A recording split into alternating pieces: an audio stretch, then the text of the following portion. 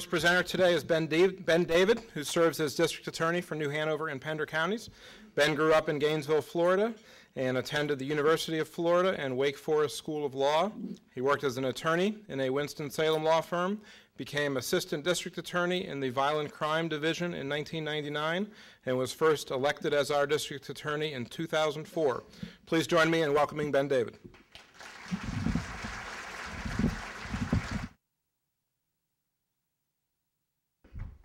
Speaking for the dead is an awesome responsibility.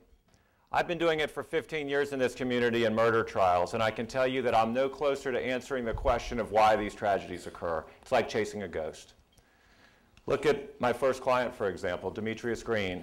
Collateral damage in the gang wars of Wilmington. He was sitting in his mom's car going to Toys R Us, 8 years old, when two guys who had broken into 6 homes, had done multiple armed robberies, had killed 2 other people. They were running wild on the street, and the street wasn't talking. That's not what the street does. When they get shot, they don't know who did it. But instead, they go get street justice, and that's exactly what one of their victims did. And when he confronted the men who had broken into his home to steal $30,000 of his drug profits, a stray bullet went into the head of this child. And then there's this young man. I'll be in court with his family later this morning. You remember Josh Prouty. This time a year ago tomorrow, he was killed for $10 and a ham sandwich. Why is this happening? You know, over these last 15 years, I think what's really raised is our consciousness. It's our awareness of these issues, because now it's starting to happen in our neighborhoods, isn't it? You know, because actually, if you look at the crime rate, that's been going down. This is the crime rate for the Central Business District where you're sitting right now. What's raising is the brazenness, the violence, and like I said, your consciousness because of who it's happening to and where it's happening. So what do we do about this problem? Well, here's one solution, and I'm a big fan of this. Let's lock them up and throw away the key on the worst cases. And you know what? We've been doing that. You know what? You haven't heard the words? Not guilty. Not in 15 years have you heard that after a murder trial here in Wilmington. No, thank you for that. You know, but it's not enough. It's not enough to focus on violent crimes. Remember when Eve Carson was killed by gangs over in Chapel Hill, that beautiful co-ed, the president? It revealed the dirty little secret in North Carolina that over the last decade, there have been 500 murders committed by people while they were on probation. We can't arrest our way out of this because they're not building any more prisons in this economy. The kids who are breaking into your cars and into your homes during the day, they're going to be getting probation. Not because judges and prosecutors and police don't get it, but because it costs $30,000 a year to incarcerate, and they're only going to lock up violent criminals and drug traffickers. So what do? Well, what we do in medicine is we think about the ounce of prevention instead of the pound of cure, and that's what we have to do in this community. 5 years ago, we got together. On this very stage, I challenged you to reopen DC Virgo, and that was because we were in the youth enrichment zone based on the Harlem Children's Zone, and what we said is, we're going to do this a different way. We look holistically at this problem. We went into this area. We drew a map around the statistically worst area of this community, the highest carjackings, armed robberies, drug deals. It was on the north side of Wilmington. We said, we're going to go under the roofs of these children because you can't solve it at the courthouse or even at the schoolhouse. It has to start at the child's house. And you know what we found? We found that these kids had no structure, and when they don't have it at home, they find it in each other. I want you to consider that of the 253 kids in the 87 homes that we visited, there are a total of just 4 fathers. What can we do about that? Why do kids join gangs? This is why, for love and respect, the Maslow's hierarchy of needs. If we're not giving that to them at their home, they're going to find it in each other.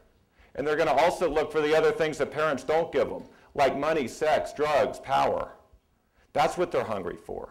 And the solutions start with making sure that they have a shot at the American dream. When you reopened this school, you did something great. We said we were going to incrementally grow it. Last year, 6th grade. This year, 6th and 7th. Next year, 6th, 7th, and 8th. You know, these kids have to sign a contract. You're going to stay into this school until 5:30 in the evening. These are kids that start 2, 3 grade levels behind. Terrible discipline problems. They're the ones that are getting recruited into gangs. Their older brothers and sisters are already there. Out of the 42 schools in this community last year, there could only be one number one for how many attended. Highest attendance rate in New Hanover County. Highest attendance rate. These kids are hungry for that. You're going to meet those kids with me on January 22nd. I'm going to invite you back to that breakfast at the end. And you guys stepped up. Not only did you buy them school uniforms and laptops, I don't have an iPad, they do. Thank you, PPD, for giving us this room. It's where the BRC is now headquartered. And thank you, Corning, for retaking the public square. You know, it's not the streets that belong to the gangs. They're our streets. We need to take them back. And then we called in the gangs. You know, here's the chief and I a year ago to the day, down at City Hall, calling in these guys and saying, we know who you are. We're not only watching you, we got you on film. Here you are selling drugs in our community. Here you are fighting with each other. We could have trial by Samsung. I could play these videos and I could convict you tonight. You know what? We're going to leave you out. It's a best practice that started in High Point and swept across the country. We've reduced crime in the youth enrichment zone by 28% by having these interventions.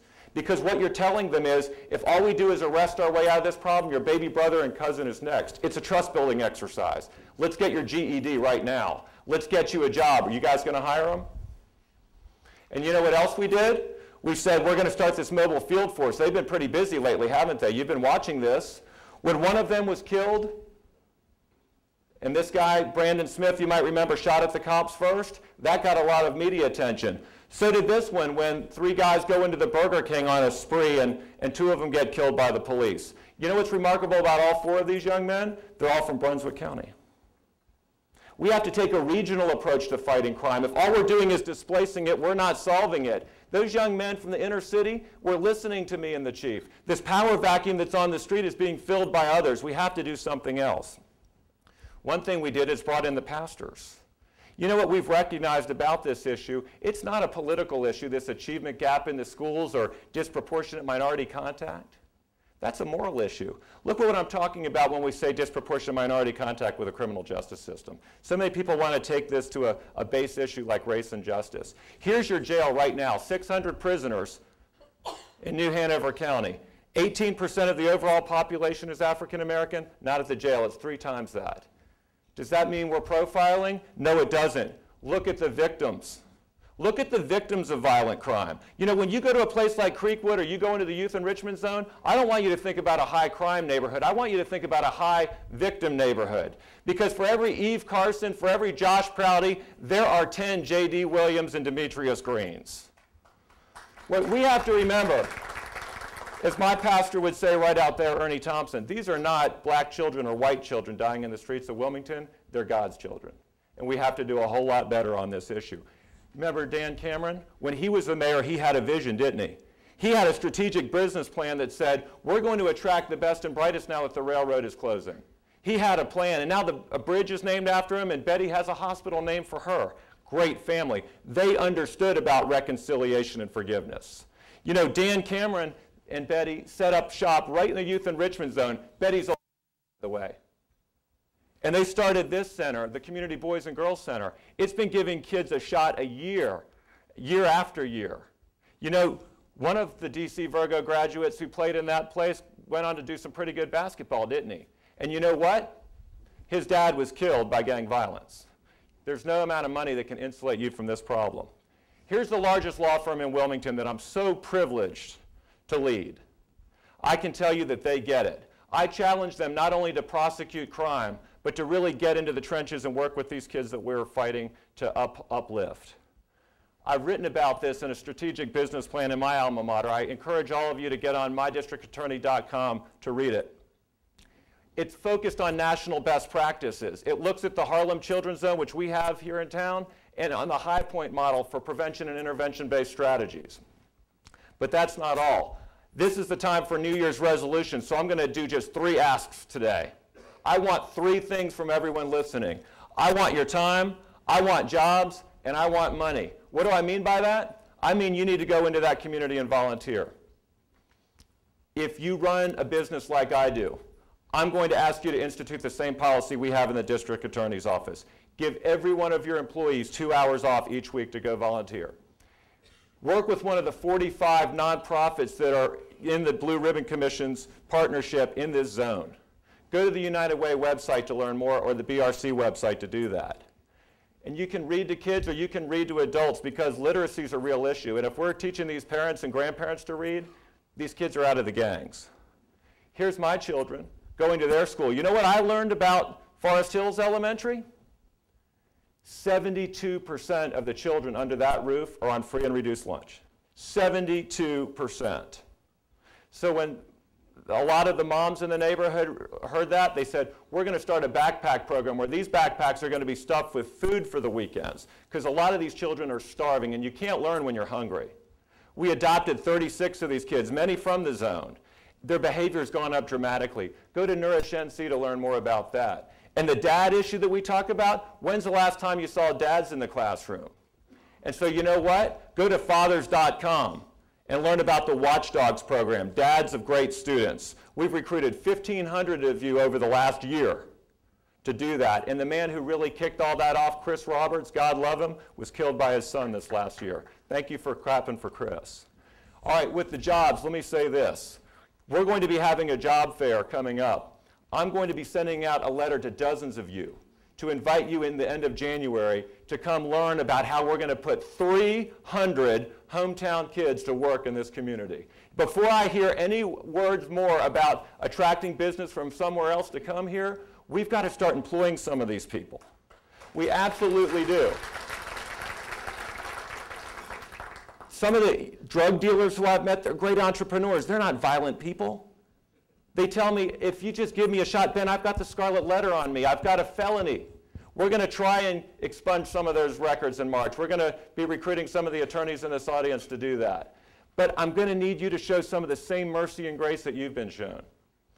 If they've done their time, it's time to bring them back into this society. And finally, I'm going to ask you to support DC Virgo with a breakfast that we're going to have January 22nd.